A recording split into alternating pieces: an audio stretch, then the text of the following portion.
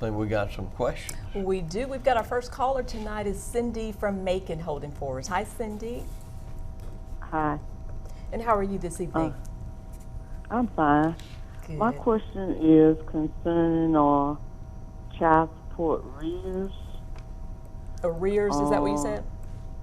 Yes. Okay. He was ordered to pay child support, but he never paid. And now that he's over age, he's getting, I guess, Social Security disability. But is there any way that you can recover the arrears from that, or you can't? Yeah, you can recover the arrears. It sounds like it's possible he experienced maybe a loss in income while he was supposed to be paying the child support.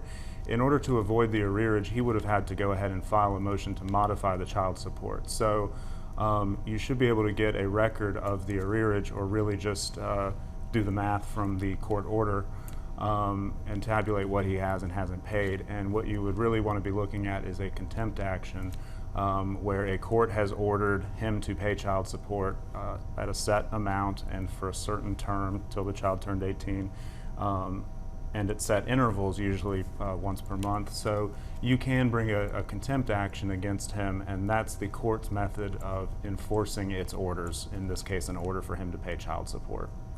And Matthew, along those lines, explain to the viewers what someone that's been ordered to pay child support that experiences, some kind of disability or loss of job and can't pay the support.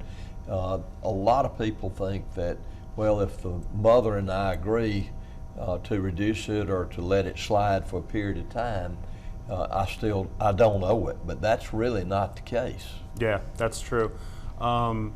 So right there, working backwards with the agreements, parents do oftentimes enter agreements, but it's important to understand that what you're agreeing to is a change to a court's order, a judge's order, and really the only way to change the judge's order is to go back to court and get the judge to approve a new child support amount. So it's fairly simple. If the parties are in agreement as to what they are okay with child support being, the judge is likely to sign off on it.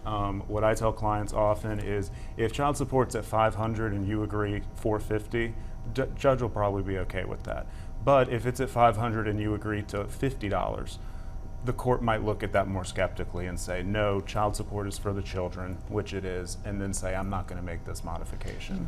If you can't agree, if the mother and father can't agree on a reduction, what is the father's, assuming the father's the person that's been ordered to pay child support, what is his legal option? I mean, what mechanism is in place that allows him to get a reduction? Yeah, and that's an important note. There's no bias towards one party or the other in a straight marriage or relationship towards the father paying or the mother paying. But in this case, if the father's paying child support, he's entitled to bring a modification of child support action. Usually that requires waiting 2 years since the last order. But if he experiences, in this case, a involuntary loss of income, so a job loss, something of that nature, he is able to bring that more promptly. And likewise, if custody gets changed somehow, the court can readdress child support basically at any time. Okay.